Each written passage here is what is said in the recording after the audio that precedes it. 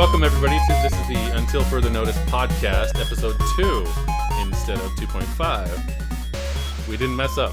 Hopefully not. Okay, you are seeing Jason. Say hello. Hi. We've got Jonathan on the line as well. Hello. And myself, Perry. We are, the three of us, going to be here talking about a couple of games that we like. We'll start off with an interesting music movie star thing that Jonathan's going to... it's Vanilla Ice. Yeah, that's right. Just say it. And then we've got... we'll talk about some games, things that we're playing right now, interesting reviews that we've played, just so you know how things are with some of our takes on the games that you guys play. Mike's not with us today, and Jeff may join us later. If he can, that'd be great. If not, we'll see him next time. That's about it that we've got. So let's start off with the first thing. Jonathan, why don't you just start? Just talk about it. So we got to flash back to the late 80s, early 90s when the Teenage Mutant Ninja Turtles craze hit the world, and us young men were in some way, shape, or form ritually obsessed with the whole shebang. So the second Ninja Turtle movie came out, I don't even remember what year it was, but it had a fabulous cameo guest star by Vanilla Ice, and he wrote and performed a song called Ninja Rap in the movie, and I believe it for a short time was actually on the radio, and it was a Billboard single for a short while. Anyway, fast forward roughly 20-something years, and Vanilla Ice came out during the premiere of the new Ninja Turtle movie, I think in New York. Literally, it busted out with the same song again. And I have to admit that at first it was hilarious, and then it ended up being slightly awesome because he just hugs it and rolls with it, and it's a part of his performance and who he is. And I have to have my hats off to him. You know, for a guy who hasn't had a real single in 2 decades, you know, he's latching onto it and running and roll with it. And it was really cool that they actually put it together, and that he was willing to perform the song. And it's, you know, my hat's off to him and all the people that put it together. So that is awesome. We'll have it linked in the video as well as the notes of the podcast. So do check it out. It's really cool. It's a really cool video to see him bust out in the middle of an audience and do so. All right, so some of the games that we've been playing.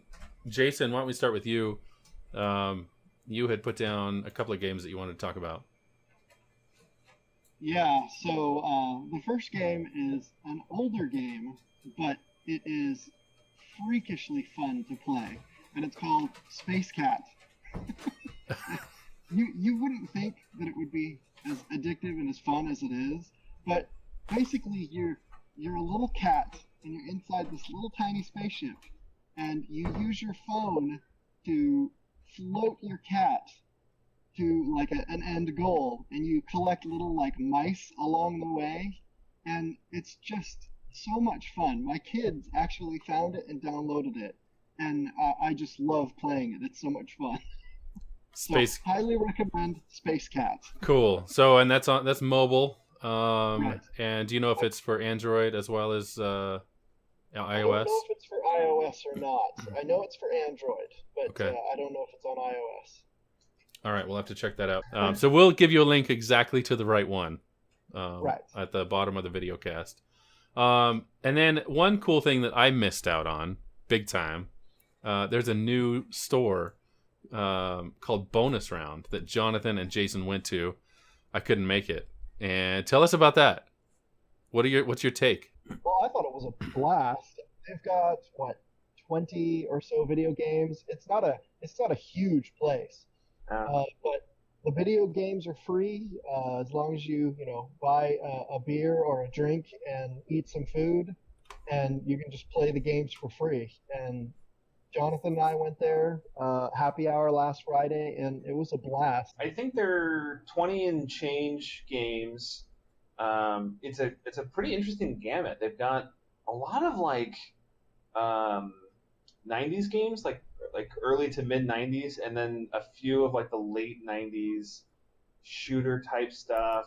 There was they had an imported Jurassic Park sitting ride or a sitting game where you sit, on this little bench and you've got a little gun controller and you shoot endless waves of dinosaurs that are charging at you as fast as they possibly can. So even the nice innocent dinosaurs. Yes, mostly innocent dinosaurs. There was only a handful of velociraptors, a T-Rex, and then the Triceratops we probably provoked them, but Yeah, probably. the packs of grazing dinosaurs were really angry that we were driving through their protected meadow. So it's funny because a majority of the games that they have are old school coin chompers. They had the classic X-Men 4 or 5 player game, and Jason and I spent a solid 20-30 minutes just giving ourselves free credits and continuing on, and we beat the game, and then the game says that the game's not over, and it turns out the game is over, but it starts over again. So, but it was cool. The menu at the bar was really good. The food looked really good. It's got this really cool several tables in the middle of the whole area, and they encourage board games, card games, social type gaming, so that it's not just video games, but they want people to come in with a few friends, sit down, play cards, play chess, play Carcassonne, or Ticket to Ride, something like that. So it's a nice little setup. Some of the games were a little rough for the store just opening. Some stuff wasn't really working all that well, but the fact that the games were free totally covers what downsides that they had. But we enjoyed it. We had a lot of fun. It was a great way to spend a Friday night. So Yeah, definitely. And I got the high score on Galaga. Oh. dude, I am gonna have to go and wipe that score off the planet. We're gonna have to end this and go kick some Galaga butt. And they had Mortal Kombat there, which was Very cool. awesome. Yeah, they had Mortal Kombat. They had Street Fighter 2. Centipede. I think Centipede was there as well. So I have the list of games on the screen. It looks like there's 1, 2, 3, 4, 5. 1, 2, 3, 4. So there's a good, 20, 24 games listed here. Pole position. Let's see. Gauntlet. Freaking awesome. Yeah, so it's the remake of Gauntlet. Oh, okay. Mid to late 90s. Yeah. Dark World, Dark Souls, something like that. It's not the original Gauntlet, but it was the remake that they did in the late 90s, early 2000s. So my favorites here: Spy Hunter, Defender, Joust, Galaga, X-Men, Rampage. Pole Position. I loved Pole Position. So that's awesome. Very cool. They had a two-player Cruisin' USA machine. Oh, that's it. Cruisin' USA. I love that one. Only the left screen worked, and the gear shift didn't work unless you jammed it into fourth. And so you have to build up speed. Oh no! By throttling between neutral and fourth. Interesting. So, it's little growing pains as a new store. So yeah, I'm sure they'll resolve that. Hopefully they'll resolve that. Yeah. We're hoping once they resolve it, we're hoping that we're gonna do a live podcast. Not live, just a podcast from the store. That would be really fun. I think we can probably pull it off with some of the hardware we've got here. Audio quality probably won't be as good as we've got right now, but it'll be pretty decent. So that would be fun. So that's something to look forward to. We don't know when we're going to schedule that yet, but we're kind of excited for that. Okay. Let's see. So, Jason, that's what you had on your list. Jonathan, you were going to talk about a couple of games. Why don't you give us a rundown of what you've been playing and what your reviews are so far? Yeah, so the last podcast, Jason was talking about Clash Royale, which is an offshoot of Clash of Clans. Right. Same company, same units more or less, but it's more of a card game, real-time strategy where your units are cards and your cards cost energy in order to throw them onto the playing field. Um, I downloaded it just on a whim because I try to test out the games that we all talk about on a regular basis, and 3 or 4 matches in, and I'm just totally hooked on this thing. It is an absolute blast. I tend to hit these walls where I lose like 5 or 6 matches in a row, and it gets really frustrating. And I'm like, "There's no way these guys are this good. I swear." But it kind of forces you to change your deck up and change your play style, and it keeps you from getting stuck in one set way of throwing cards out. So it's a lot of fun. It gates progress with time to open up chests and things like that, or you can plunk down cash and open stuff up much faster. My hat's off to Supercell. They've done a good fun game. So, since you guys have been playing it for a little bit, and I haven't even opened the game yet. I haven't installed, but I just haven't even opened it yet. Do you think that I could compete just being brand new? Is it something that, noobs can easily jump in and still compete on your level? I mean, maybe not your level, but how's the matchmaking? Does it seem pretty equal? Can you choose who you're fighting against? That kind of stuff. Jason's got a little more in than I do, so he might have a better rounded view. So you can't choose who you compete against. That's actually one of the things that I really like about the game is with Clash of Clans, I could spend 100,000 gold just finding the next person that I want to hit. So with this game, you just push the button, and within less than 10 seconds, you're in a battle with someone. And the matchmaking, I believe, has been pretty good. Occasionally I'll get hit, I'll go up against somebody that's, slightly higher level than I am, so they've got nicer troops than I do, or nicer spells. And it'll be a difficult battle to just stave them off, but it's a lot of fun, and definitely, any noob can hop right in and get going really quickly. Okay. Yeah.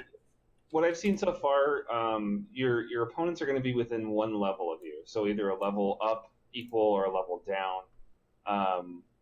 You might have people who have like spells or units that are 2 or 3 levels ahead of your units, and you're probably not gonna win that match. But there's a reward system in place that as long as you're knocking out the small towers, you still get a crown for every tower you knock out, and after 10 crowns, you get an extra bonus chest, which includes a ton of really good stuff. So there's an incentive for you to keep playing even if you're not winning, because you'll still earn rewards for playing. So it does a really good job of hand-holding for the first few levels, and then as you start getting a little better, it starts throwing tougher people at you.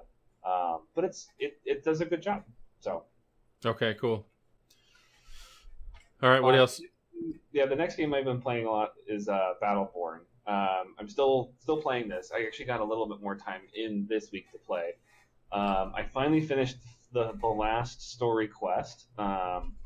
Now I have to go back and do the story quests that I didn't get silver or gold medals as far as scores are concerned, so I can unlock extra characters and extra bonus stuff. And if you're a collector like I am, like you want to have all of the secrets unlocked and all of the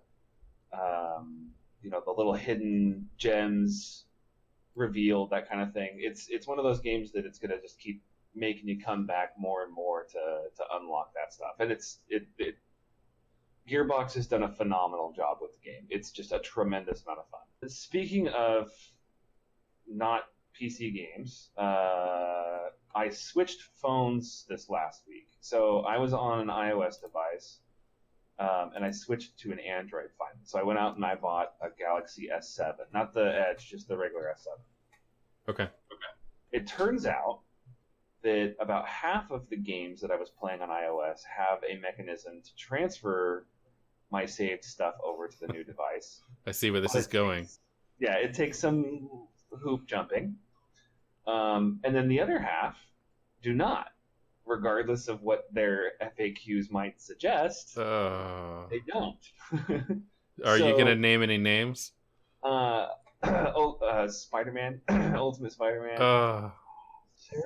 You have been playing that for a long time, and you lost it now. Yeah. And I've thrown some real cash at it. So I'm bummed. I'm really bummed about that one. Have you tried to contact them at all? Yes. Okay. And they're like, well, if you had an iOS to an iOS device, like if I had an iOS to an iOS device, I would be emailing you. Right. But, so Supercell, the makers of Clash of Clans and Clash Royale, have a system where there is no way for you to retrieve an account unless you go through support from one device to another. However, there is a way for you to link an account, but you have to have both devices up and running within 2 minutes of each other. So after talking to their support for half a day, I realized that my kids have an iPad. So I logged in to my kid's iPad with my game account, my iOS game account, opened up the link the account screen, and then opened up my phone and was able to link my accounts that way. So that was a big... Okay, good to know. I had both devices all the time, and I'm always like linking them right when I wonder if, I don't know if many people do that, if they just have their own device, and I've got a couple of different, and I will install it on everything I possibly can, and that's kind of how I am, and that way I haven't experienced this issue yet. Yeah. I think it's just coming, that's all. Okay. Jeff just starts a new village. Yeah. So that's right. I started to do that, and I was like, oh, hell no. I have a town hall level 9. Like, I am not losing all this progress. Nice. Okay. So, keep your device. Don't drop it. Yeah. Yeah. Keep the same OS. Please back up your device. Oh, often. yeah. Nice. Okay, so you also have GW2. Oh, that's what you just talked about. Yeah, I'm still tinkering with Guild Wars 2. Guild Wars, okay. This morning, actually, I spent a good couple of hours getting further into some story questing and some end game crafting and that kind of stuff. So, for a buy-to-play game, if you're into RPGs, Guild Wars 2 is and it's an amazing steal for the cost. So, if you haven't tried it, the core game is free. You just create an account, download the game. You have some restrictions on trading and gold and that kind of stuff, but you can basically level your character up to level 80 from scratch and experience the core game free. And so I recommend it for those that want to give it a shot. And then the last game that I had started playing this week was Alto's Adventure. Now that I have an Android device, Perry was talking about this in the last podcast. It is a very simple game, but it is a immensely difficult to master, but tons of fun, and it doesn't require a massive investment of time. This game's fun. So if you have iOS, I think it's like $2 or $3. It's absolutely worth the price. Or Android, it's free. So. It is a lot of fun. I've been playing it. It is a 2 thumbs up here. It's a skiing game, and a lot of, for some reason, when I was, about, I don't know how old, 12 maybe, I was older. But there was this downhill skiing, and I think it was built into Windows, right? I know. With the crazy snowman that would eat you up. Yes, that's the one. Yeah, it's called Ski Free. That was the original, the one you were talking about. Yep, that's right. Loved it. It looks like there is a most officialist ski-free homepage. I don't know what that is, but we'll see what it is. I'm going to pull it up on the screen. Yeah, there it is. It's a picture of it. Apparently, you can play it still. Awesome. Last time I've been playing a game, and I talked about that I would do a review this time on Stormfall. Stormfall is a pretty good game. But what I realized shortly after I started really getting into it is that I alluded that it was kind of like Clash of Clans last time. It is not like Clash of Clans, other than the fact that you're building stuff. There's an open area where you can battle against other castles, and you can join alliances, that kind of stuff. But the battle part of it is just, your roll of the dice. You don't actually get to see the battle. You can spy on the other castle. You can, research all that kind of stuff. So, I kind of like the in the battle games, where I have control of it. I see what's going on, and I want to win the battle because this is what the game is about. This is more just a strategy game. It's extremely complex leveling system, and it's done very well. But I kind of lost interest because I really like the battle part of things. So that's my review. If you really like strategy games, it's great. The other game that I wanted to talk about is a really interesting game. It kind of reminds me of Battleborn or Overwatch, but it's called Streamline. Streamline is basically built for broadcasters to play with their viewers. As I read that right off the screen, I've got it up right now.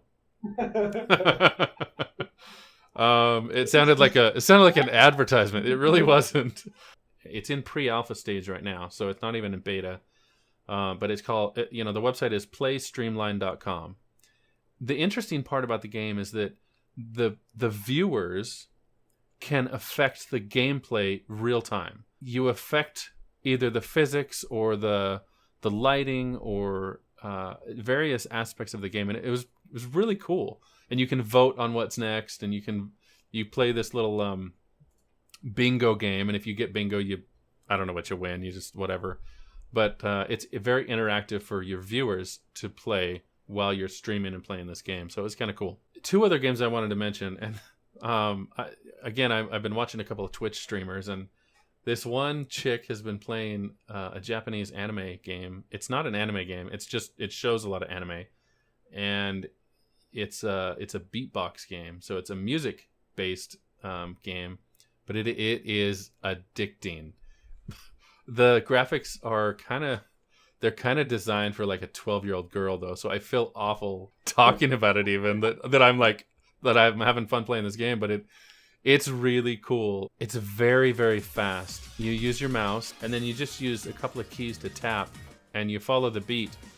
But it is like a very gripping game in the sense where you're very focused and you're trying to get this beat right. And once you start getting the beats right, it's a very fun game to play. But again, it's kind of all designed for 12-year-old, 13-year-old girls.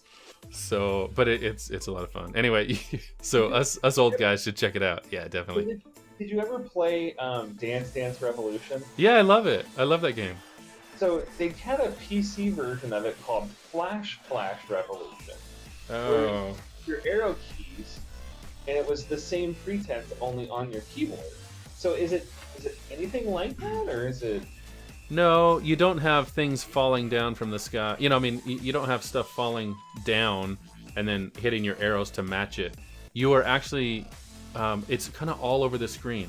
So you'll be moving your mouse around, and you basically have to move your mouse into an area, and you tap the key as a circle narrows to the circle that you're kind of hovering over. Okay. So there's an outside circle that kind of comes down, and when that circle hits that edge, that's the next beat that you tap on. And so you're tapping your keys to the beat, but you're moving your mouse to follow these little pointer things, and these little kind of curved arcs, circles, and they do different things. So it mixes it up, and it gets crazy on the screen. So if you're just watching somebody, just go to Twitch right now and just look up the game Osu. It's spelled OSU, exclamation mark. And it is, if they're playing like a high level version of it, oh man, you can't follow it unless you're really good at it. It's a very click happy game. All right, guys, we are past our time to quit, and so we're gonna say goodnight. Thank you for shooting the breeze with me tonight. We appreciate everybody who's listening. The one person in Zimbabwe or some far off place like that. Especially this fast. Yeah. We appreciate you. If you want to get in contact with us, we have an email address, untilfurthernoticepodcast@gmail.com. You can contact me at maxcoder, MAXXCODER on Twitter. Jason, what about you? At TO_Jason_Hansen. Awesome. Jonathan, what do you got? I'm at Blade Marshall at Twitter. So that's BLAD. Blade Marshall, MARTIAL. How do you spell the